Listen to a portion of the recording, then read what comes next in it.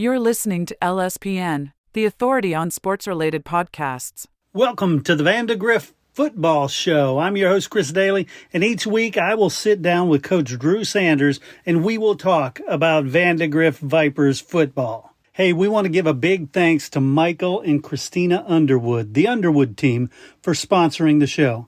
Family-owned and operated, accredited luxury specialists, and proud supporters of Viper Nation. The Underwood team, your Vandegrift Viper area real estate experts.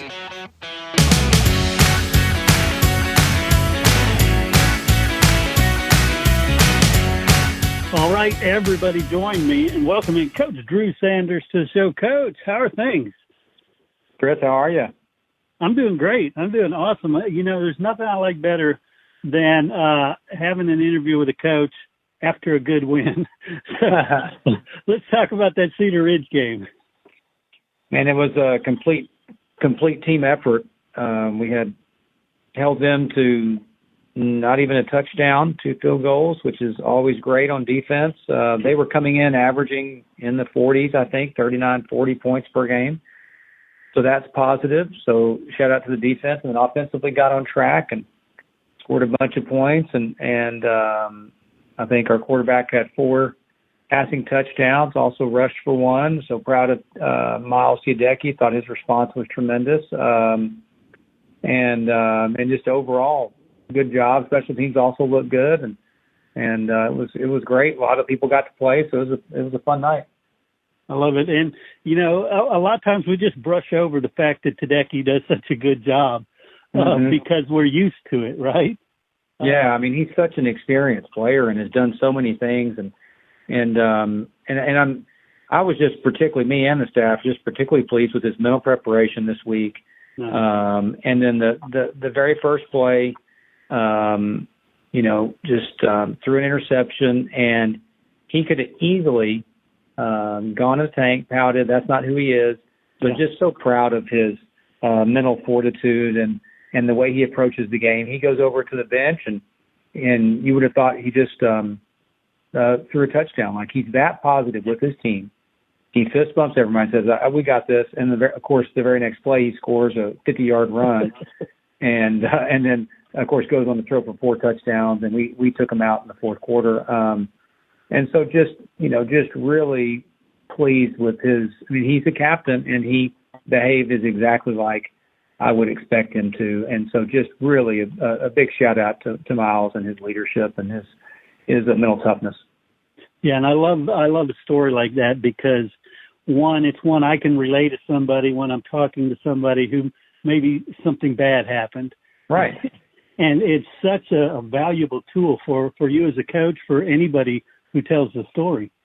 Let's talk about some of the other players, because obviously there was a lot more going on than his amazing work.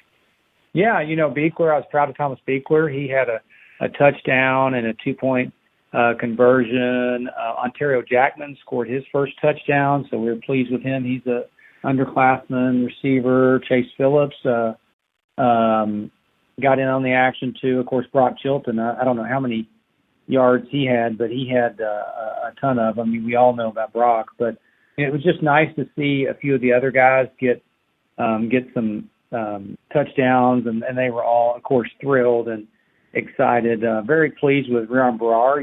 We brought him in on short yardage, and what a great job he did on carrying the ball in 2 different situations on 3rd and 1. So pleased with him.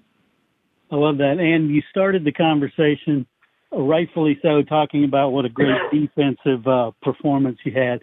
Let's talk some defensive players. Yeah, I mean, I think the guy that was really, I mean, all of them obviously did a good job, but Gavin Law, I mean, a sophomore nose, he was all over the place. And so it's kind of unusual to shout out a sophomore, but yeah, man, he was playing extremely hard.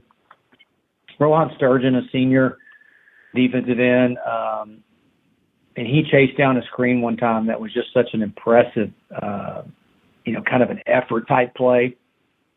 Of course, our captain guys, Hugo and Parker, did great, but just really pleased. And I had at one point I had 3 or 4 sophomores out there on the defensive side, and so just got kind of a youth movement over there on the defensive side, but they're stepping up and doing well.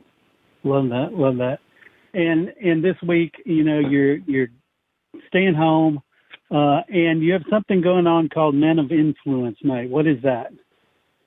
Man, that is a very unique night where we allow, and this is something I get to talk about, as I talk in my clinics around the nation, really during the off season, where we're trying to talk to coaches about times of change, and you must engage your parents, and you must in a positive way, as opposed to always thinking the parents are your enemy.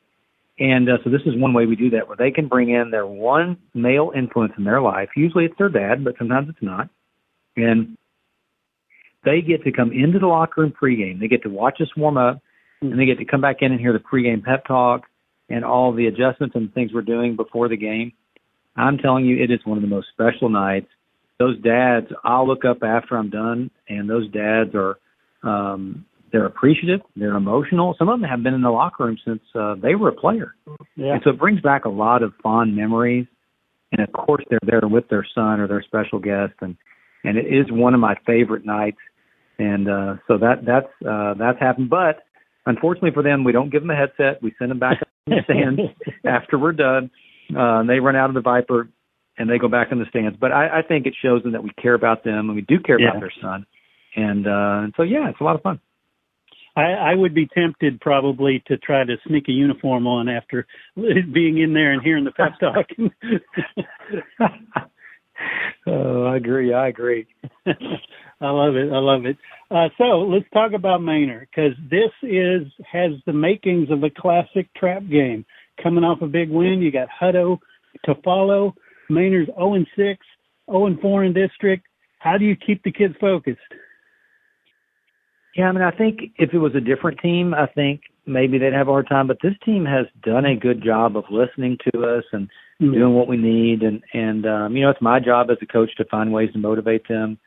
And I think that these guys have been listening to us. They understand what we have to do. And really, this game is no different than any other game. We need to go out and earn the victory one play at a time and focus on doing our job and executing. And so I feel like that they're ready to do that. We've had a good week of work, and we are excited about an earlier game playing on Thursday.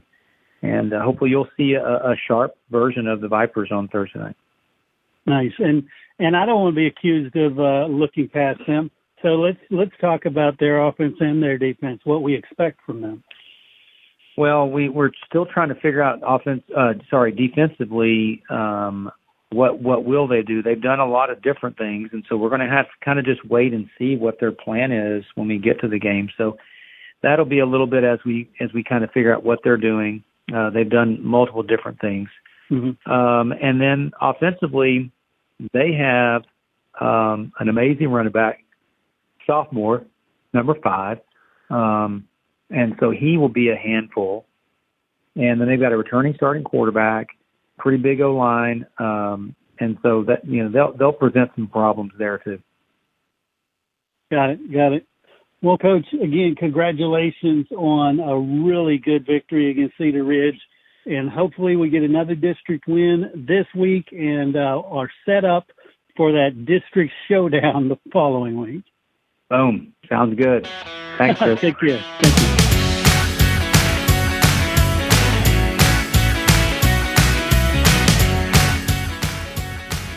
Did you play Texas high school football? If you did, you're part of an elite group, the Brotherhood of Texas High School Football.